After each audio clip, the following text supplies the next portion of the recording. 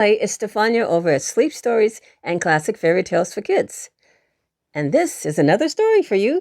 This is the continuation of the story, The Lamb on Wheels. Maybe you remember from the last episode, the lamb had gotten picked up by some boys who then built a raft, and they were going to go on the river, riding the raft with the lamb and pretending like they were Noah's Ark. So there you go. What happened? Let's find out. On a load of wood. Now, while the lamb on wheels was being carried away by the dog, and after she had been dropped in the lot where she was picked up by the boys and put on a Noah's Ark raft, while all this was happening to the toy, Mirabelle, the little girl who owned the lamb, was heartbroken. After she had admired the trunk Dorothy had given to her for the sawdust doll, Mirabelle ran back to get her pet toy. "Ah, where's my lamb on wheels?" cried Mirabelle, looking up and down the street. "Where is she?" "Where did you leave her?" asked Dorothy, who had gone back with her friend. "I left the lamb right here by the fence," answered Mirabelle. "She had a string on. I was pulling her along the sidewalk, and when you called me, I let go of the string and ran. Oh, where is my nice lamb?" "Maybe Dick took the lamb," suggested Dorothy to Mirabelle when they had looked up and down the street, in front of and behind the fence, and even in the yard, and had not found the toy. "Dick sometimes takes my things and hides them for fun," Dorothy said. "Or Arnold, maybe," added Mirabelle. Just then, Dick and Arnold came out of Mirabelle's house, each with a slice of bread and jam, and there was some jam around their mouths, too, showing that they had each taken a bite from their slices of bread. "Oh, Arnold, did you take my lamb?" cried Mirabelle. "Or did you take it, Dick?" asked his sister. "Nope," answered both boys, speaking at the same time.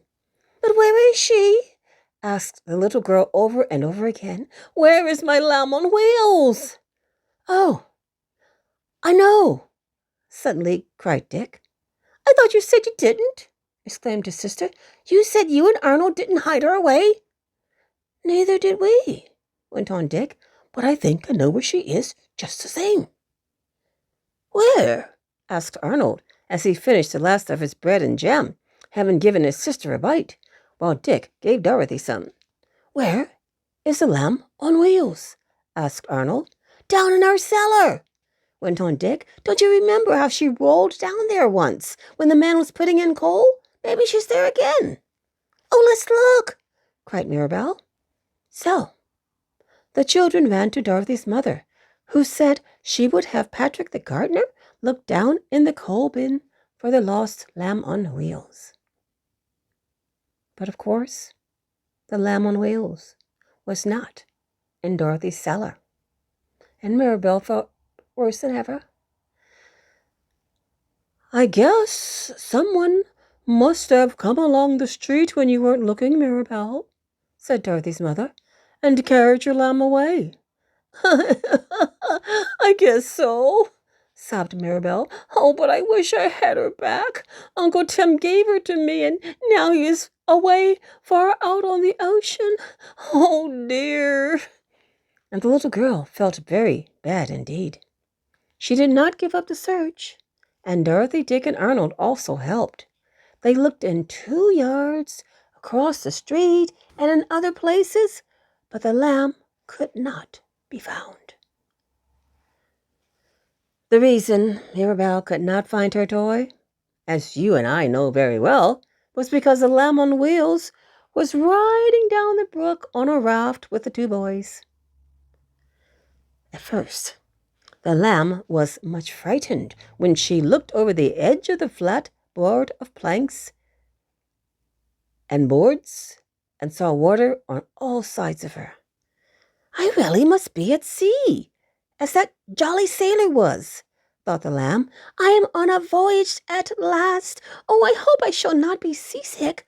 Oh, how wet the ocean is," she thought, as some water splashed up near her. when the little boy shoved the raft along with his pole. The lamb, not knowing any better, thought the brook was the big ocean.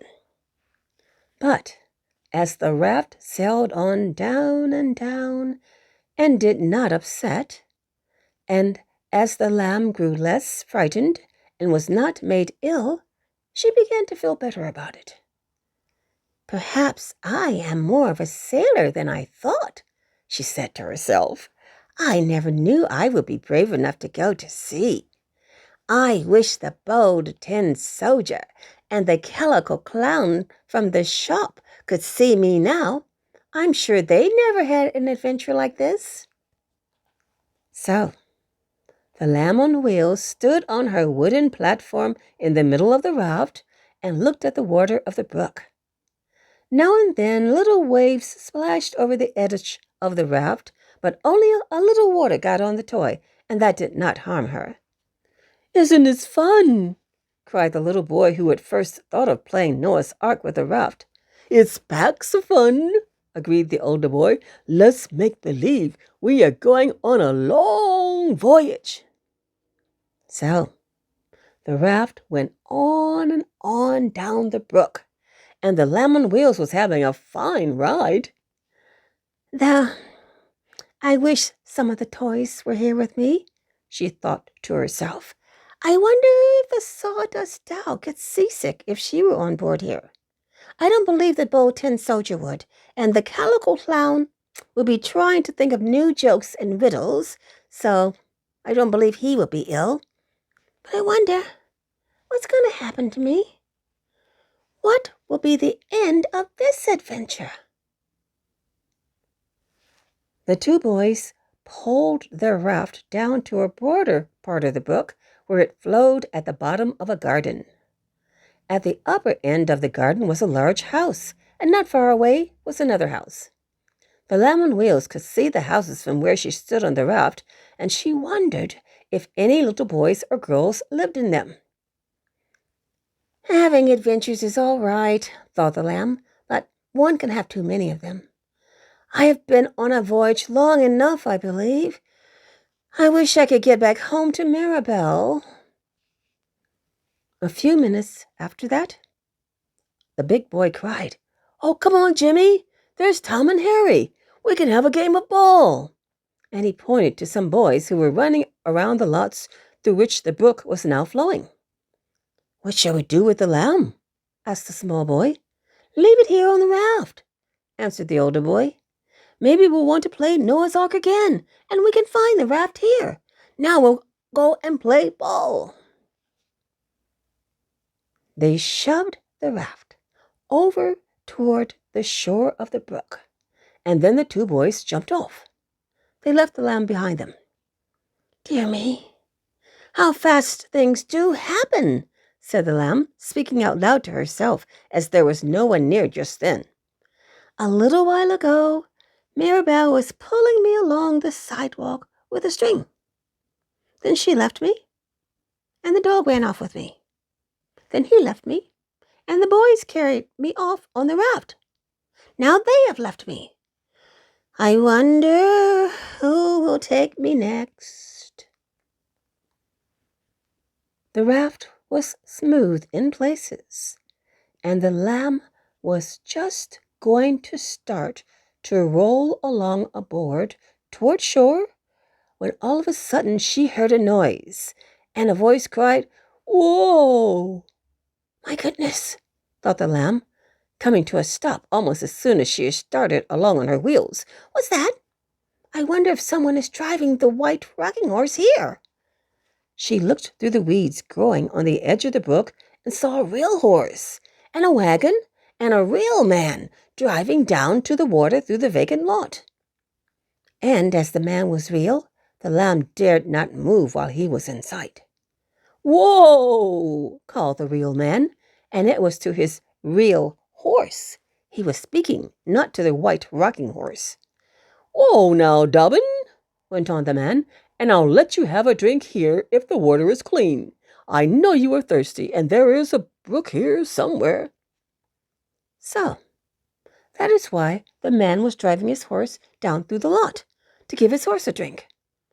The man climbed down off his wagon and walked toward the brook, right to the place where the raft had gone ashore with the lamb on board.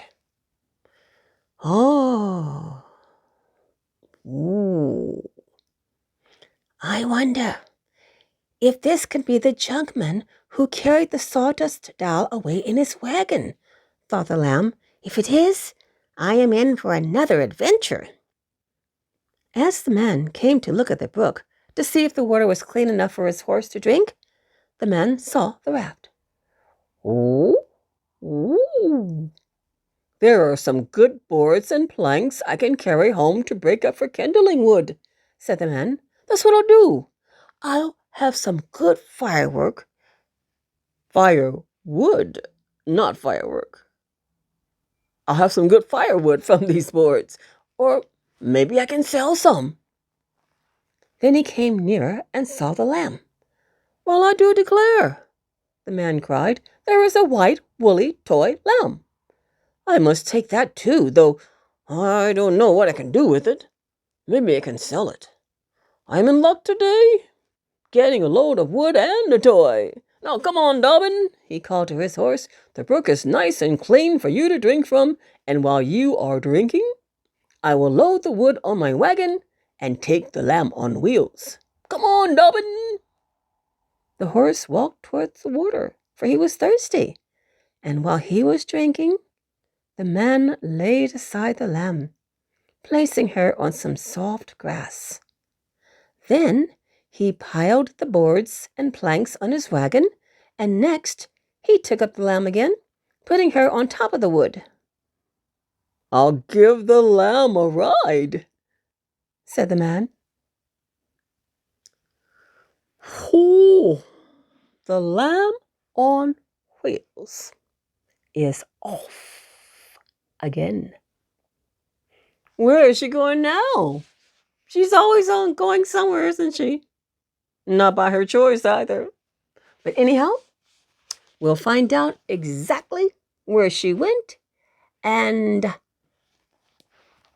let's have a little cheat.